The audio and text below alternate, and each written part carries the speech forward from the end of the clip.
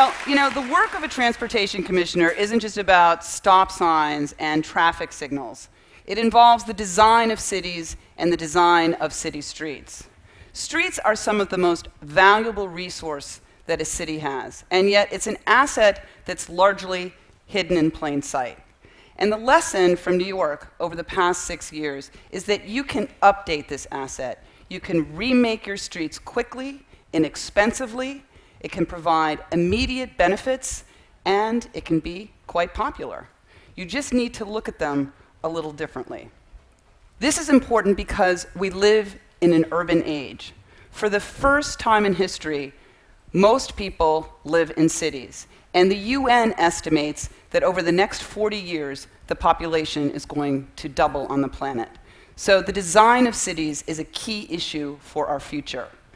Mayor Bloomberg recognized this when he launched Plan YC in 2007. The plan recognized that cities are in a global marketplace, and that if we're going to continue to grow and thrive and to attract the million more people that are expected to move here, we need to focus on the quality of life and the efficiency of our infrastructure. For many cities, our streets have been in a kind of suspended animation for generations.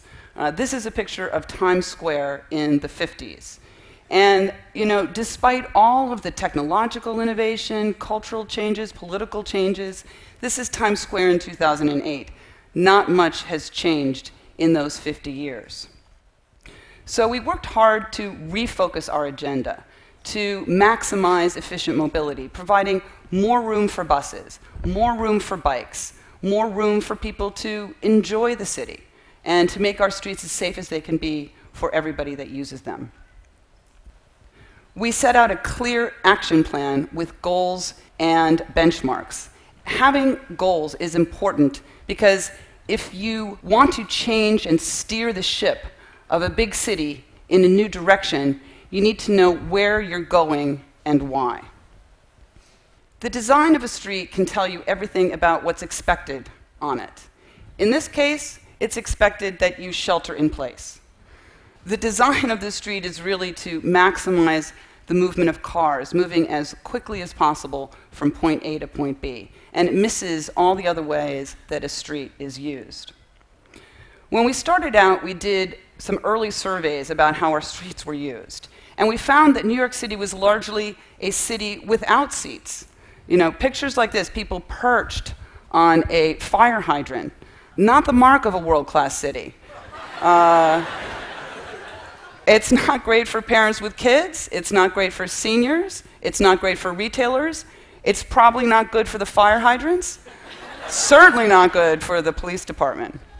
So we worked hard to change that balance. And probably the best example of our new approach is in Times Square.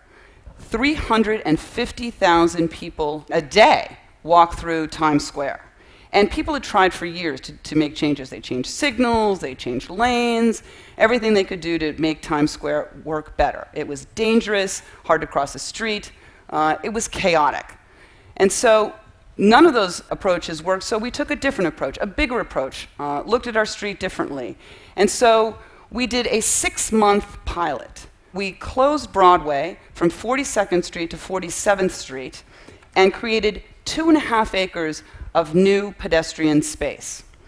And the temporary materials are an important part of the program because we were able to show how it worked. And I work for a data-driven mayor, as you probably know. So it was all about the data. So if it worked better for traffic, if it was better for mobility, if it was safer, better for business, we would keep it. And if it didn't work, no harm, no foul, we could put it back the way that it was because these were temporary materials. And that was a very big part of the buy-in. Much less anxiety when you think that something can be put back. But the results were overwhelming. Traffic moved better, it was much safer, 5 new flagship stores opened, it's been a total home run. Times Square is now one of the top 10 retail locations on the planet. And this is an important lesson because it doesn't need to be a zero-sum game between moving traffic and creating public space. You know, every project has its surprises. And one of the big surprises with Times Square was how quickly people flocked to the space. You know, we put out the orange barrels, and people just materialized immediately into the street. It was like a Star Trek episode, you know? They weren't there before, and then zzz, all the people arrived. You know, where they'd been, I don't know, but they were there. And this actually posed an immediate challenge for us because the street furniture had not yet arrived. So we went to a hardware store and bought hundreds of lawn chairs. And we put those lawn chairs out on the street. And the lawn chairs became the talk of the town. It wasn't about that we'd closed Broadway to cars. It was about those lawn chairs. What did you think about the lawn chairs? You like the color of the lawn chairs. So, you know, if you've got a big controversial project, think about lawn chairs. This is the final design for Times Square, and it will create a level surface, sidewalk to sidewalk, beautiful pavers that have studs in them to reflect the light from the billboards, creating a great new energy on the street.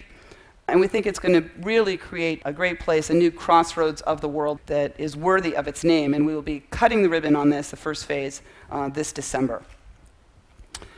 With all of our projects, our public space projects, we work closely with local businesses and local merchant groups who maintain the spaces, move the furniture, take care of the plants.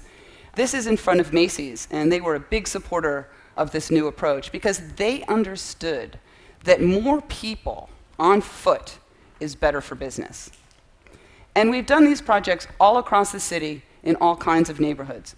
This is in Bed-Stuy, Brooklyn. And you can see the short leg that was there used for cars that not really needed. So what we did is we painted over the street, put down epoxy gravel, and connected the triangle to the storefronts on Grand Avenue.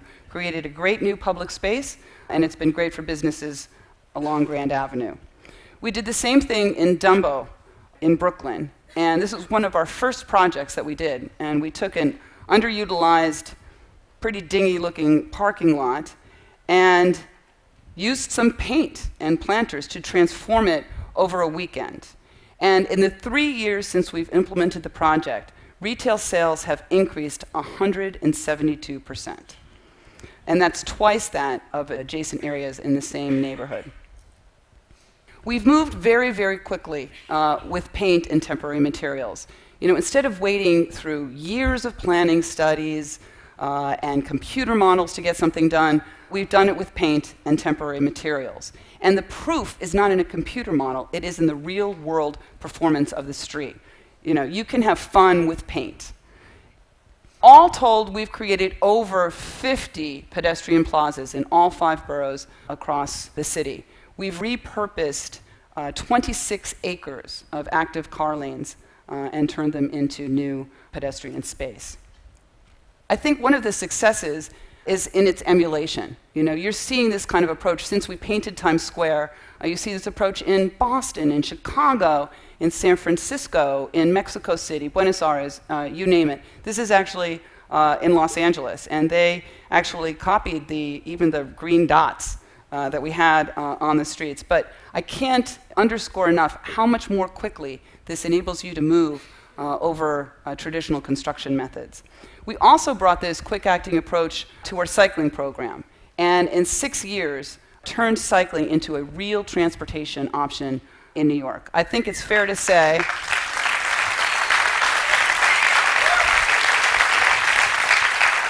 it used to be a fairly scary place to ride a bike, and now New York has become one of the cycling capitals in the United States.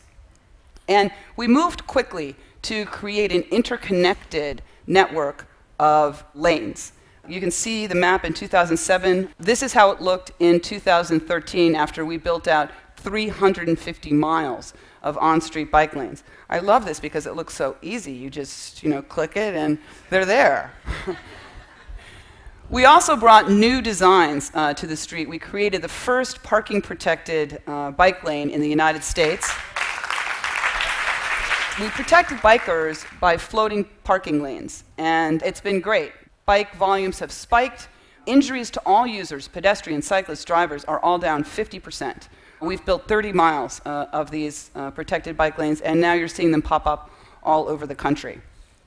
And you can see here that this strategy has worked. The blue line is the number of cyclists soaring Green line is the number of bike lanes, and the yellow line is the number of injuries, which have remained essentially flat.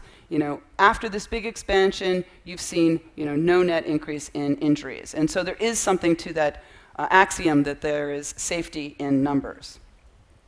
Not everybody liked the new bike lanes, and there was a lawsuit and somewhat of a media frenzy a couple of years ago. One Brooklyn paper called this bike lane that we have on Prospect Park West the most contested piece of land outside of the Gaza Strip.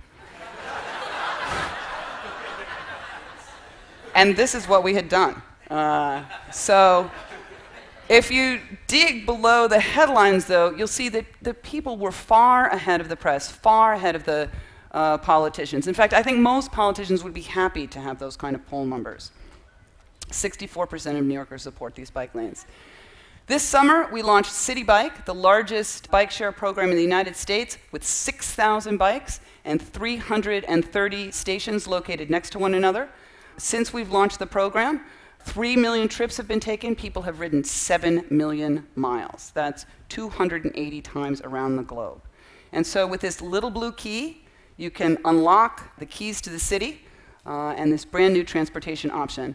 And daily usage just continues to soar. What has happened is the average daily ridership on the streets of New York is 36,000 people. The high that we've had so far is 44,000 in August. Yesterday, 40,000 people used City Bike in New York City. The bikes are being used 6 times a day. And I think you also see it in the kind of riders that are on the streets. In the past, it looked like the guy on the left, ninja-clad bike messenger. And today, cyclists look, like New York City looks. It's diverse, young, old, black, white, women, kids, all getting on a bike. It's an affordable, safe, convenient way to get around, quite radical. We've also brought this approach to our buses. And New York City has the largest bus fleet in North America, the slowest bus speeds. As everybody knows, you can walk across town faster than you can take the bus. And so we've focused on the most congested areas of New York City, built out 6 bus rapid transit lines, 57 miles of new speedy bus lanes. You pay at a kiosk before you get on the bus. We've got dedicated lanes that keep cars out because they get ticketed by a camera if they use that lane. And it's been a huge success. I think one of my very favorite moments as Transportation Commissioner was the day that we launched City Bike. And I was riding City Bike up First Avenue in my protected bike lane, and I looked over and I saw pedestrians standing safely on the pedestrian islands, and the traffic was flowing, birds were singing, the buses were speeding up their dedicated lanes. It was just fantastic. And this is how it looked 6 years ago. And so I think that the lesson that we have from New York is that it's possible to change your streets quickly. It's not expensive. It can provide immediate benefits, and it can be quite popular. You just need to reimagine your streets. They're hidden in plain sight. Thank you.